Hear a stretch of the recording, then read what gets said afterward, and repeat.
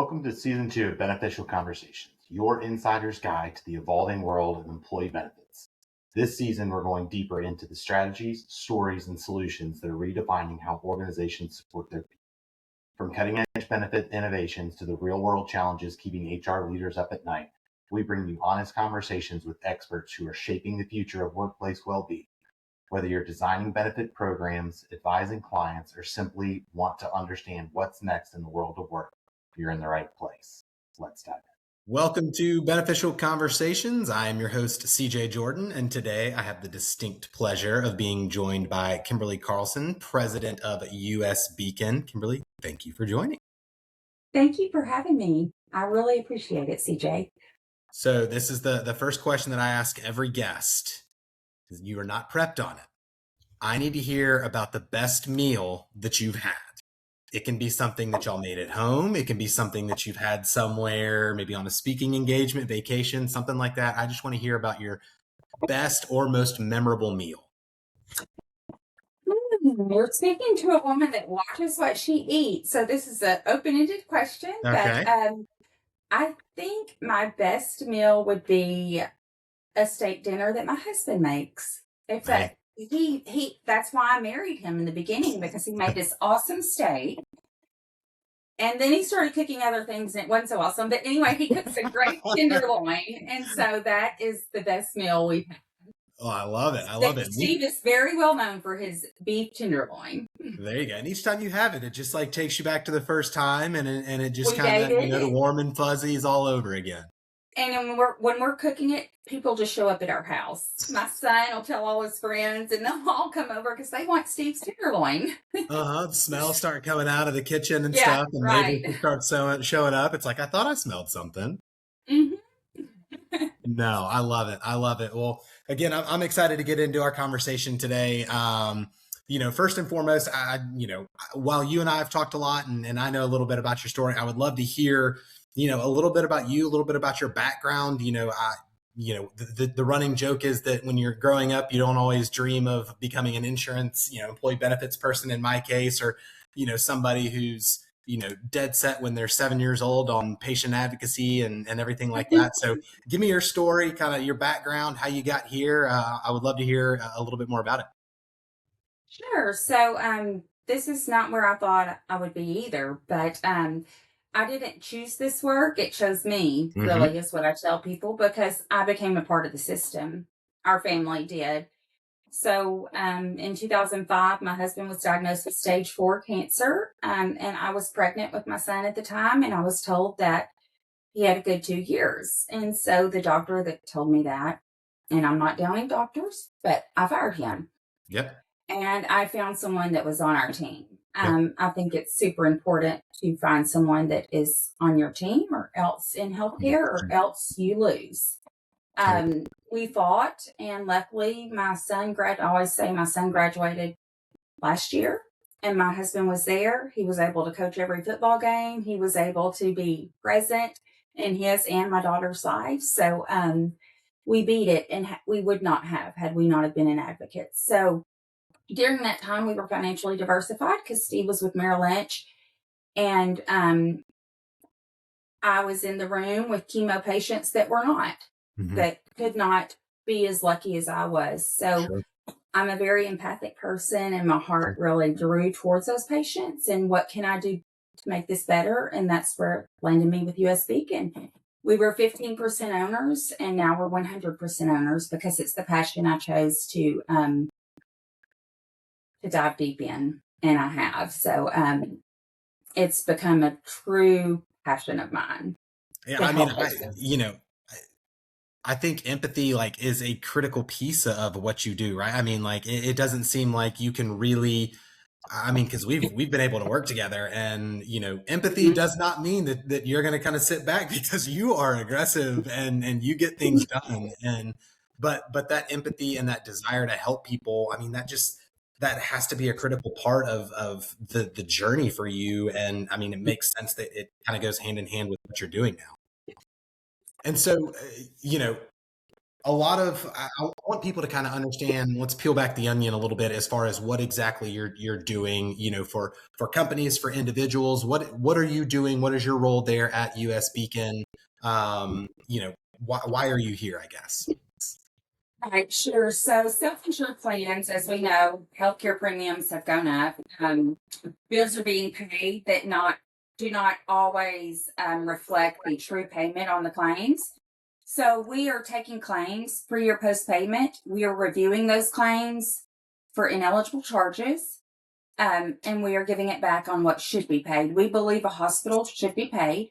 And we believe the patient should pay what they owe, but we believe you should not pay any more. I think there's a lot of third-party intermediaries in the mix who are getting paid on things that are causing our health premiums to go up. So we just clean the claim under CMS guidelines. If a hospital is billing Medicare rates, they're kind of establishing their billing standards for that hospital. So we clean the claim according to those guidelines. We do not mess with the carrier's contracted negotiated discount. And then we give it back to the plan if it's a prepayment. If it's a post payment, they send us the data. We review it. We tell them where we see the overcharges and we go after the refund. So our appeals rate is less than 0.25%, and we've never lost an appeal to date. Knock on wood. There you go. But I will say, we have found one clean claim, and when I say it was clean, it had a $5 aspirin on it, but that is very clean to me. Okay, yeah, that's super clean. So we can accept I can that. handle that. Right. But when you find $200,000 in sterilization or things like that, it's a significant amount on a plan's spend that year. So it is,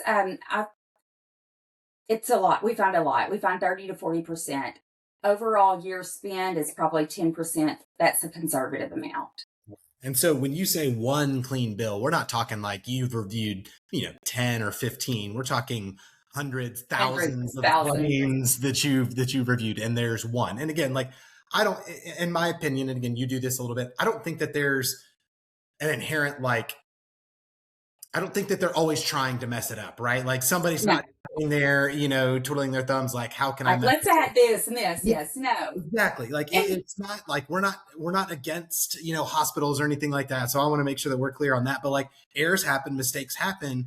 But like you're saying, like companies and employees shouldn't be left holding the bag for mistakes that happen. Like any other industry, that doesn't happen. Like things are supposed to be righted, correct? I mean, when we go your bank account, do you just let someone spend on your bank account and not look at what's being spent? No, you have checks and balances, and everyone should be allowed to check and balance their money. It's their money. They should be allowed to check and balance it.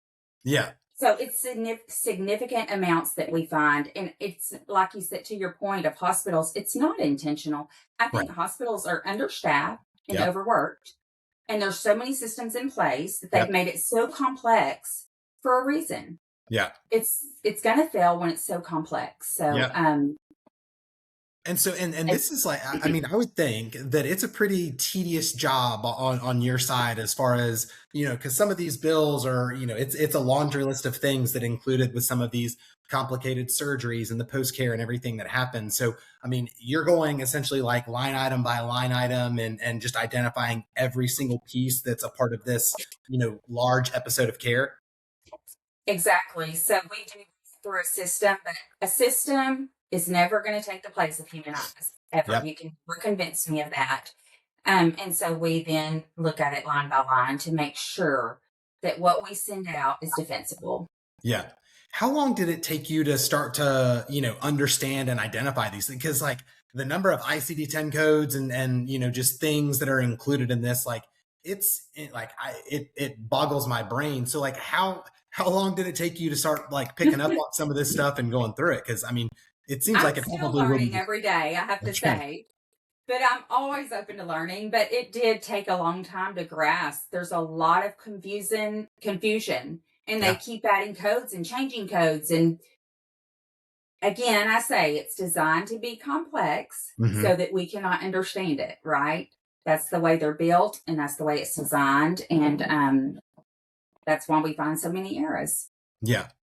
So what is the biggest, I guess, misconception around, in your opinion, what's the biggest misconception around like the price transparency and all the kind of, and all the pieces that come together with that, just in your experience, whether it's from the group side and things that they assume, or maybe even from the patient side, like on an individual level and what they assume? I feel like the price transparency, unless you have someone really pushing, an advocate that really knows their stuff, is all words. It's just a bunch of words on a sheet of paper to make everything look good. Mhm. No, but until you have enforcement, you are not going to find price transparency. It's all within contracts that is signed by the plan that just throws the rights away for any transparency.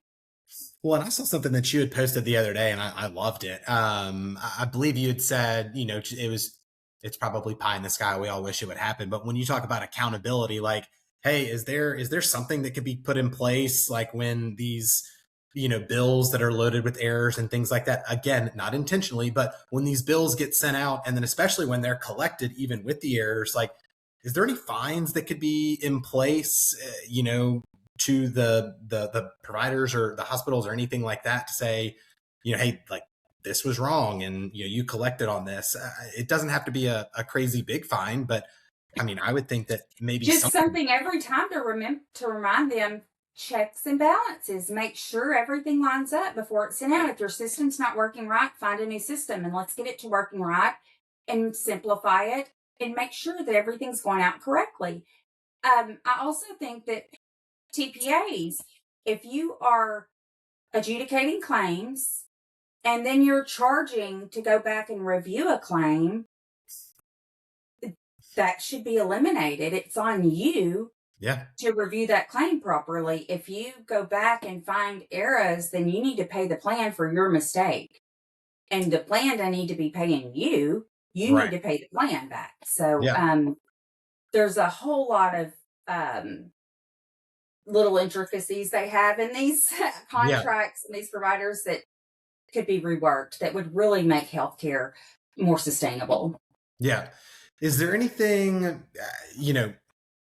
does it come down to, where do you think a lot of the responsibility lies? Let me ask it that way. Does it come down to, the brokers who are working on these plans to make sure that some of these things that are get reviewed? Does it come down to a patient, taking a look at their bill, an employer? Where do you kind of see a lot of the responsibility for some of this stuff being evaluated and having other sets of eyes put on it, and, just kind of that piece of the puzzle? So let's look at the chain of it. Okay. You've got a patient. They are working for an employer. So they depend on the employer to take care and oversee their plan. Well, the employer hires a consultant. Yep. They hire a consultant or a broker. I think there's a difference in the words of those. What's the difference? Because I want to hear you explain it, because you and I have talked about this before, but just for the sake of argument. A broker brokers a deal. Yep. And he gets a piece of every part of it. A consultant architects a plan and works for the plan. Yeah. So there's a big difference. A consultant gives different options. A broker finds the best option for him or her. So I think that then the employer hires and trusts a consultant to architect their plan. The consultant finds the TPA, right? And then the TPA is the person that is supposed to be trusted to adjudicate these claims and not find any errors. So to me, it's not the employer, because they're handcuffed. The employer and the patient are handcuffed from seeing these contracts that are being worked out between, either if it lies within the TPA with the consultant and the TPA, or the TPA and the provider network. I say provider because a lot of the TPAs are the network. So, I mean, say network TPA because it is. Yeah. It's all intertwined at some point. So, I think that it just depends on what level of complexity that we're talking about. So, right. And I feel like there's this idea that, and maybe this is a misconception, is that, you're there to like make the claim go away. And that's not the case, right? Like I mean, this claim comes in. It's the one that you and I worked on, a few months back. It's, hey, this large shot claim comes in. And my thought was, hey, this is a big number. Like, and we know that this event happened. Like, there's no mistaking it. The event happened. But my thought was, let's just see if there's maybe something missing in this. Because this was, I mean, I think what was it? 750,000 roughly was the number that we were looking at. And my thought was, hey, like, we know it happened. We're not going to make this 750,000 go away, but let's send it over and let you put your eyes on it. And, I can let you talk a little bit about some of the numbers that came back, but in some cases it's a small oversight or a small error that happened. And in other cases it was to the tune of, what did you say the final number? $357,000. Yeah, $357,000. I mean, which is pretty large. That's $750,000. And I feel like groups so often they get these claims and they're like, okay, like, we know this claim happened, so we can't deny it. So I guess we just have to pay it. And it's just like, they throw their hands up in the air and they're sad. And it's like, oh gosh, this is going to be bad. Like, it doesn't take much work to just be like, hey, Kimberly, will you take a look at this? Exactly. And to your point, so just today, I had a plan and a TPA that they were wanting me to look at a claim. It was actually the consultant in the TPA. And the TPA kept coming back saying, well, we can't get the itemized statement. Thought we've been waiting for, a month to get the itemized statement. And I said, well, my thing is, I call the hospital and I stay on the phone until the fax comes through. You've got to make adjustments. If it's not working on that one fax that you're sitting around kind of by design to wait on the itemized statement, then you sit on the phone with the hospital until it comes through your fax machine. They have to provide you an itemized statement to review. You have to review it before you can pay a claim in order to be a good fiduciary. And to your point of how much we've found, let's look at last year from December 2024 to December 2025. We took 18 claims for a plan, just 18. They just sent 18. And this is one group? One group. So from December 2024 to December 2025, one group, 18 claims, $4 million. We found 750,000 in ineligible charges just on that one group, and they had a review in place. Yeah. I mean, that's wild. I wonder, and I don't know if you calculate this, but from January 1 of 24 to December 31st sorry, we've changed years now. January 1st of 25 to December 31st of 25. Like, I would love to know what y'all were able to find in totality. Do you have a rough number on that? I would have to ask our accounting team, but I can say it's tens of millions. So it's a lot. We've reviewed just like waste or like ineligible, like things that people shouldn't be paying. And really, when the hospital sees it, they're like, oh yeah, that was a mistake. And they correct it. So it's just, there's got to be a better system. There's got to be a better way to handle this, to adjudicate. And to me, TPA, when you're adjudicating claims, it should be able to read that. There's so much technology out there. You cannot tell me that you cannot read the charges that shouldn't be on there. Yeah. Well, and I mean, I feel for, and there's no telling, like in my past or whatever, just what I've paid as, a patient, just, this or I remember last year, I went in for a wellness visit and, the nurse came in and, going through my chart and everything. And she was like, oh, I see you're up for a, refill on one of your prescriptions. You want me to call that in? And I was just like, not thinking, but like going into that visit, I was like, this is just a wellness visit. We're not going to do anything else. I don't want to get hit with anything. And so I was like, oh yeah, we can refill it. That's fine. And then sure enough, like a couple weeks later, I get this bill and, it wasn't a lot, but I get this bill and I call them. I'm like, I was there for a wellness visit. Why am I being charged for this? And she was like, oh, well, they refilled a prescription. So it went from a wellness visit to a consult. I'm like, you've got to be kidding me. And those are the tricks that you don't realize. Is that not crazy? I was How furious. much money did it go up from being a wellness to, because wellness, you get a wellness visit a year, right? Yeah. It wasn't a lot. I mean, it was like 25, $30. Like, again, I'm not sitting here saying that it was some like breaking our back or anything, but it was more the principle of the matter because like I understand how some of this stuff works. But I mean, that's just one example. And other times, you look through a bill and, you get 2 tests on there and it's like, no, like it was just one test. Like, it's just wild how things just get nickel and dimed and people pay it because it's just like, oh, well, if I got this bill, then it must be right. And, it's wild. Like, I mean, you're getting tens of millions of dollars returned back to groups that otherwise just would have been paid. And then their premiums are going up the next year because they're getting hit with massive stop loss increases because they have these huge shock claims and this cycle just continues to go around. It's cycling on and it's not getting better. It's getting worse. That's why some major reform has to happen. And back to the wellness visit, ER visits. When you're in an ER visit and you're there for, let's say, an ankle that's hurting, don't let them take you back and do a full body scan. Because they're going to bill it as an ankle scan, a stomach scan, and then a full body scan. That's 3 scans. Guess what that does? That brings your ER visit up to a level 4, which is the most expensive, or a level 5. I mean, there's ways for them. There's like 3 different categories that justify that billing. So there's ways for them to justify it so they can bring it up. Even though you're just in, you walked out within an hour, you're not a level 4. A level 4 is a trauma. Yeah. So you want to make sure that you're just not being thrown around in the system. Yeah. Where do you think, because you talked about things have to change a little bit. I mean, where do you kind of see that change starting? I mean, I think we like to think that like politically there can be something that can happen, or does it have to come down like more grassroots and go that way? Like, where do you kind of see that change starting, and hopefully making an impact? I think employers are going to be the change.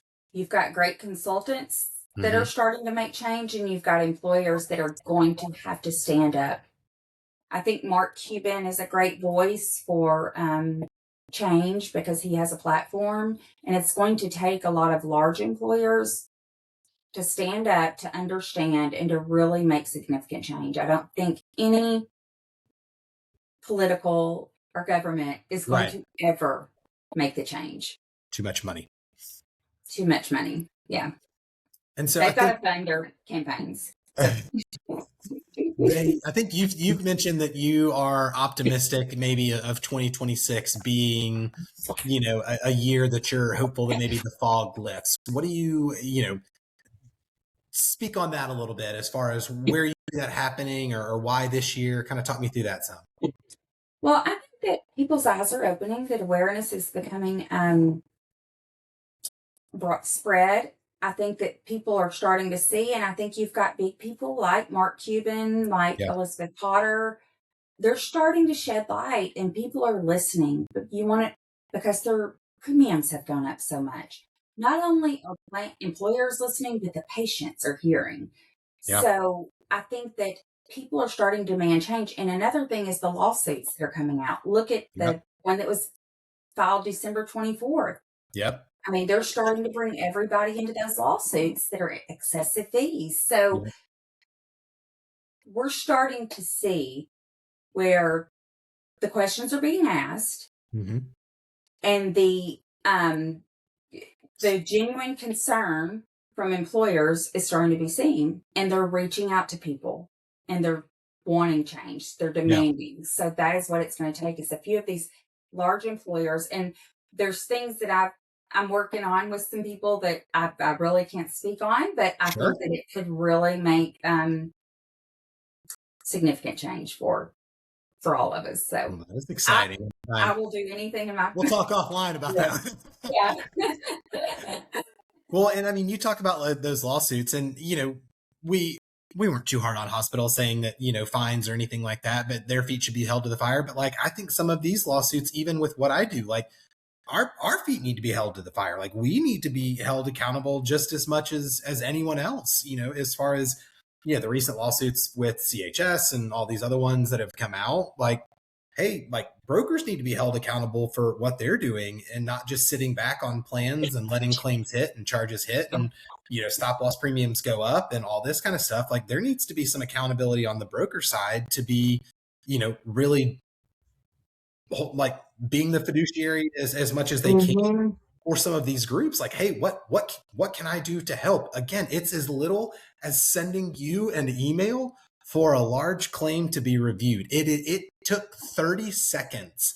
And this is not like a me thing. Like this is just, that's not me tooting my own horn. Like I know plenty of other brokers that work with you, but like, hey brokers, it takes 30 seconds to send an email to Kimberly to say, hey, got this big claim I want you to take a look at. Let me know what you need from me.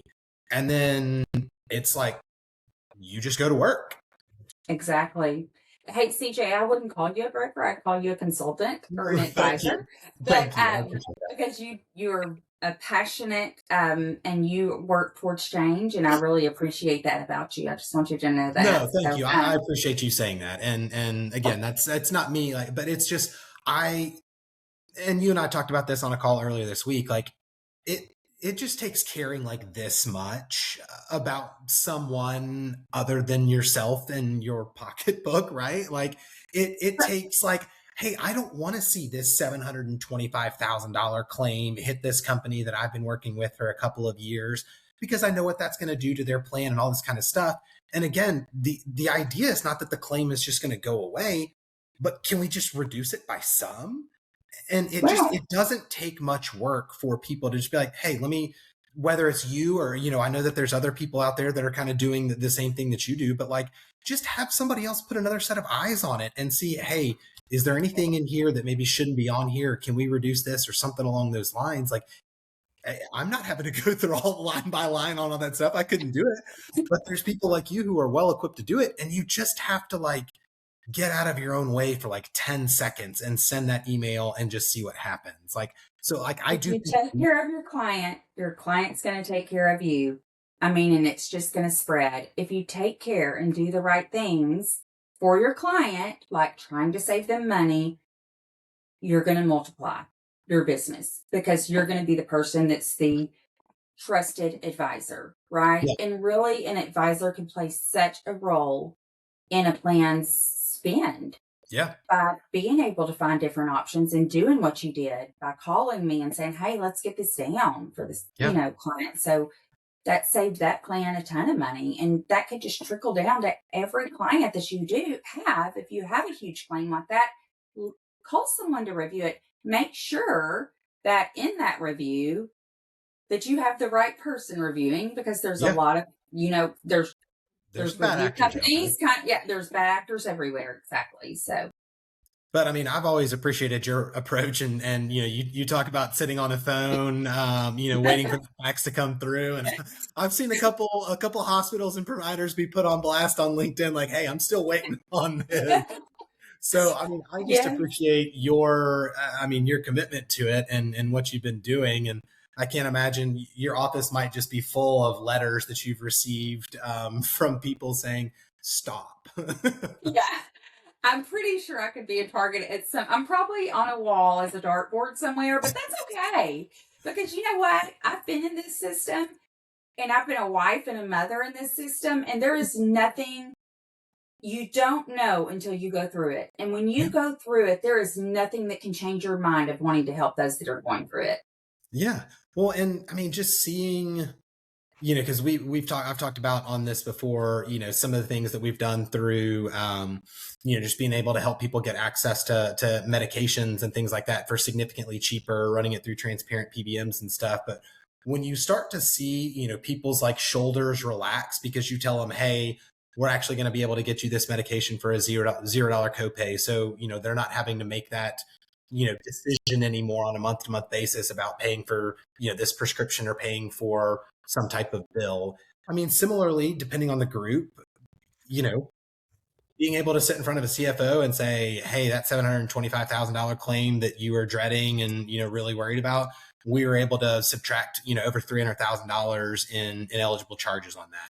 And again, like seeing their shoulders like relax a little bit and just knowing, because again, that spins forward to the stop loss and everything like that. And unfortunately, that also trickles down to these employees. And because, again, unfortunately, some of these shot claims are going to happen, and you might end up with, a little bit of an increase. So again, it trickles down to some of these employees. Maybe it's manufacturing. They're already paycheck to paycheck. Like they can't keep getting these increases. So again, I feel like there's more consultants out there. There's more people that are, doing some of those good things. And I just, my hope is that can continue to happen. And it's just like, see all the way down to the employee level and like what this impact has. Like, yes, that person who had the claim is going through something, but like, we know that all of this stuff is tied together in a self-funding arrangement, and decisions impact renewals and impact,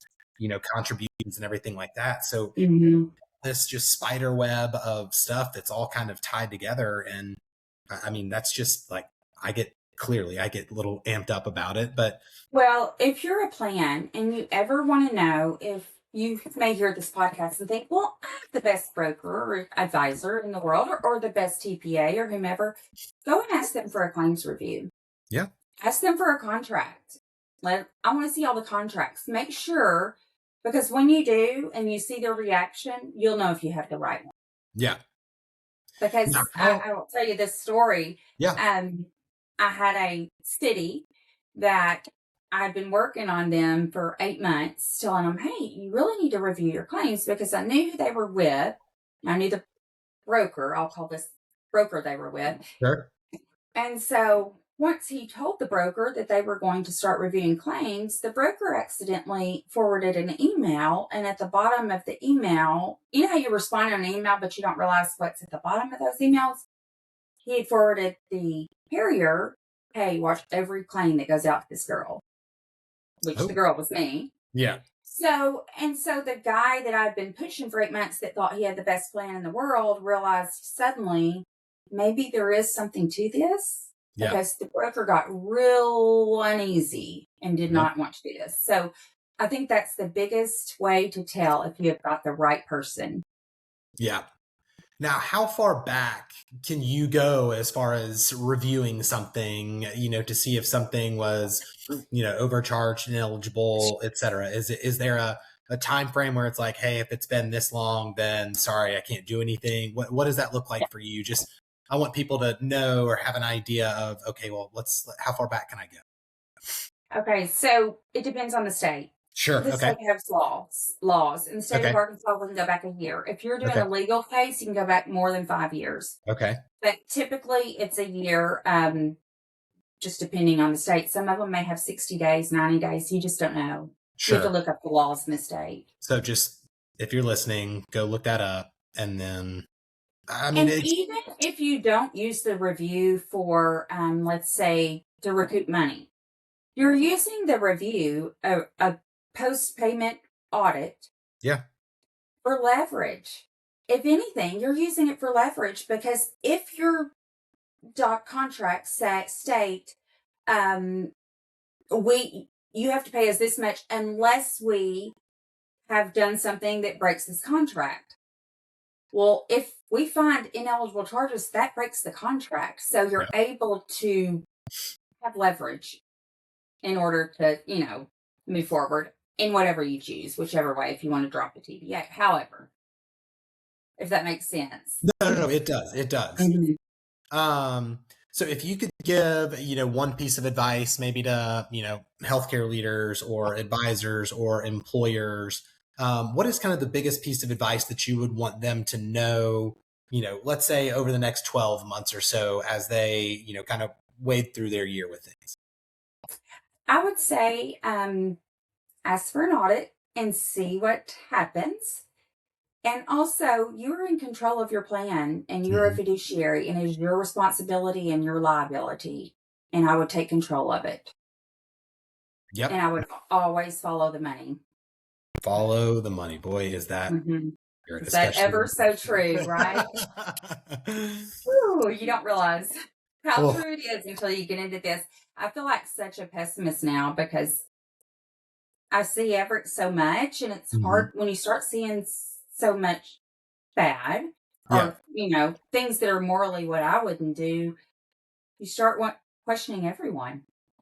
So, Well, I mean, and that's an interesting point. Like, do you feel, I mean, because of your, because you're so drawn towards empathy and stuff like that, I mean, has it been a challenge for you in this space doing this, or do you feel re-energized daily? Like whenever you do uncover, these massive savings, like how does that dynamic work with you, on like a day-to-day basis? there is nothing that gives me more pleasure than to save money for someone. Yeah. It doesn't matter if I'm doing it for a plan or if I'm doing it for an individual that has just asked me, hey, I'm living paycheck to paycheck. That really gives me more than anything could ever give me right there. Is someone a single dad that comes to me that has cancer and is living paycheck to paycheck, electrician, comes to me and I'm able to help him. Yeah. It gives me more pleasure than any 150,000 member plan, but I love those too. But I think that it does cause me to be cynical at times and not trustworthy. But I can tell you that in my partner and I, when we get on the phone or a Zoom meeting with someone, we can look at a person and within 5 minutes, we can tell you if they are doing the right or wrong thing within their plan. Yeah. Meaning the benefits, sometimes you don't realize that people within your company, not just an advisor but someone that works within your company may be taking things that they should not be taking. Sure.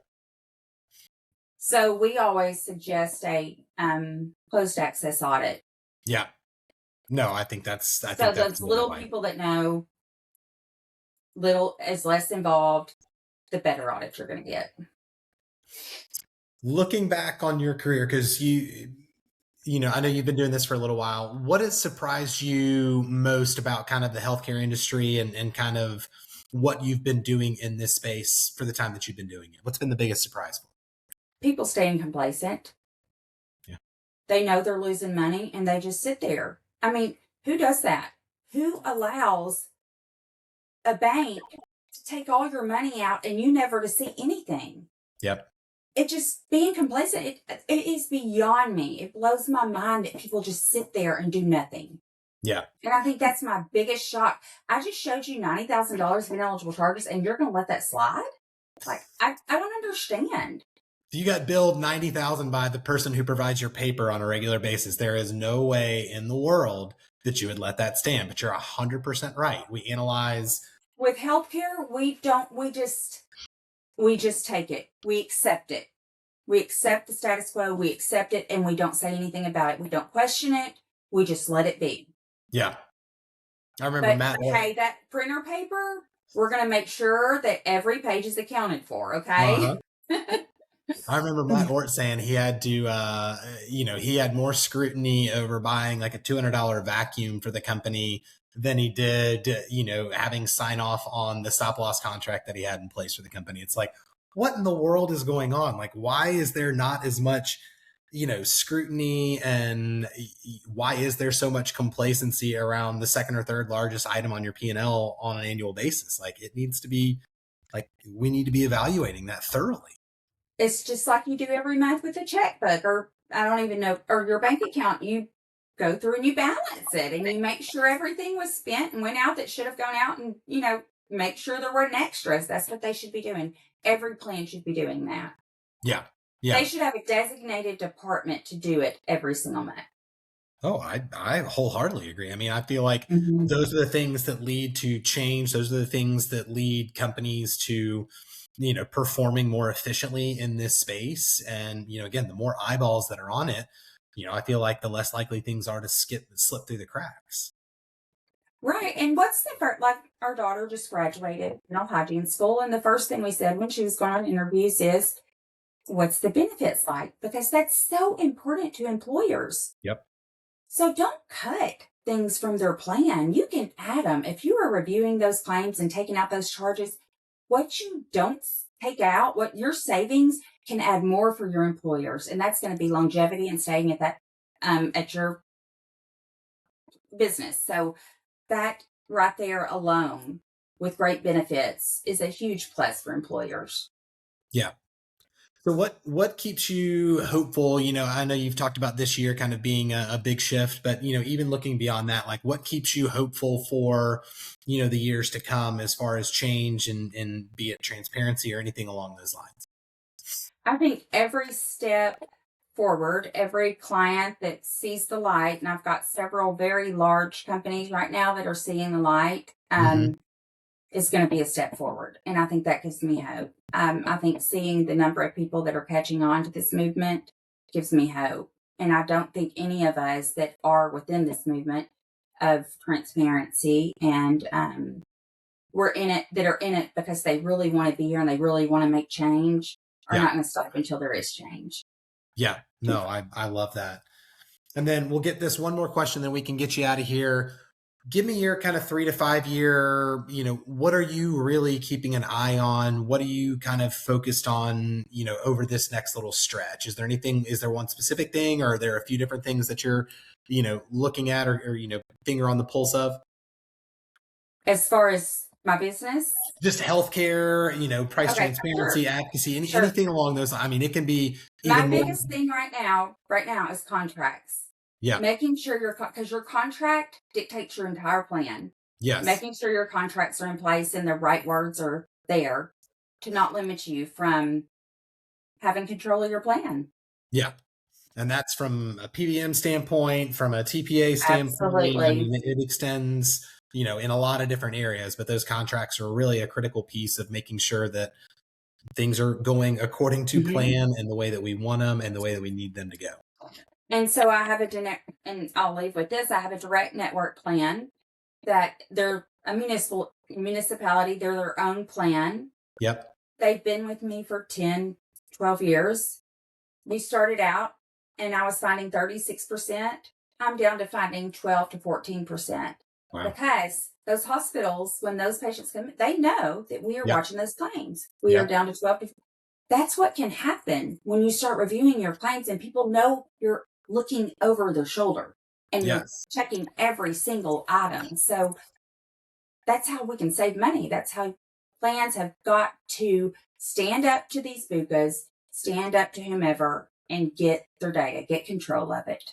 Because it's their money. Well, I mean, I think that's the big thing. Like, it's their money. You don't have to spend the $725,000. Like, I mean, that's right. If it's not what you shouldn't pay it. So, like, I mean, that's the biggest thing. Like, it's and your when money. you see these prices that they tell you they're saving money on, those aren't the real prices that would be charged if you were paying cash. That's an inflated price to make you look like you're saving money, and you are not. Yeah. So I'm curious, and I said that was the last question, but do you anticipate more of a shift going towards more cash-centric models? What is your take on that or your opinion on that? I think direct care is the way to go. And I still think direct care with the right to review. Because I have a lot of direct care single case agreements that are contracted out between the provider and the plan that I still find a lot of money on. So as soon as we start check and balance and everything, and people know they're being check and balance, you're going to see less of this. You really are. And so I'm seeing it off a plan I've been with for 10 years. So I think direct, leaving the middleman out. I mean, I wholeheartedly agree. I mean, in Alabama, I think there's a guy that I know that shared it with me, but I think on average between inpatient and outpatient, Alabama is 235% of Medicare. And that's kind of middle of the road. I think there's 19 states maybe that are north of 300%. And it's like, when you start to have these conversations with groups, and it's like, why do you feel the need to pay that? Like, if there's a way for you to do it, again, like we believe providers and hospitals should be paid, but if you can get the same procedure done at the same place with the same doctors and everything like that for 140% as opposed to 235 or 300%, it makes too much sense. And I guess it's just a different way. And so people are just hesitant to do it. But I'm just, for some reason, they think they have to have that card and it gives them power, but it doesn't. It diminishes your power when you have that card. You lose all control. So I think that we're going to see a lot of shift towards direct care. I think that as long as you're paying the facility on time, you work out an agreement, they're going to want that way before they have to go through all this. Because look at the physicians that are having problems with the, big carriers. Mm-hmm. Mm-hmm. Well, so to recap, employers, review your claims. Consultants, review their claims. Yeah. But no, I mean, this has been great. I do want people, where can people find you? Where can people get in touch with you? How do they get in touch with you? I want to make sure that we, give you the opportunity to kind of speak to that. Sure. I am on LinkedIn at Kimberly Carleson. And then my website is us-beacon.com. Well, I'm so appreciative of your time. I think this is great. I think it's just something that so many people need. Again, it's not this big hurdle that has to happen. It is a phone call, a LinkedIn message, an email, a way to just save significant amounts of money. Again, the claims aren't going to go away, but you should only have to pay what it actually cost. Exactly. And the last thing I'm going to say is a TPA tried to say, well, we can't get the hospital bill. It's been forever. And it just simply takes common sense to say, hey, stay on the line with them until you get the bill. Yeah. And the bill comes immediately. So just using common sense and taking control of things is the way you've got to do in order to get your health plan running the way it should be. Well, Kimberly, I so appreciate your time today. It was great. Always learn from you. Excited to, continue to talk with you and learn from you. But thank you so much. I really, really appreciate you. Thank you, CJ. I appreciate you. Have a good one. You too. Bye-bye. Bye.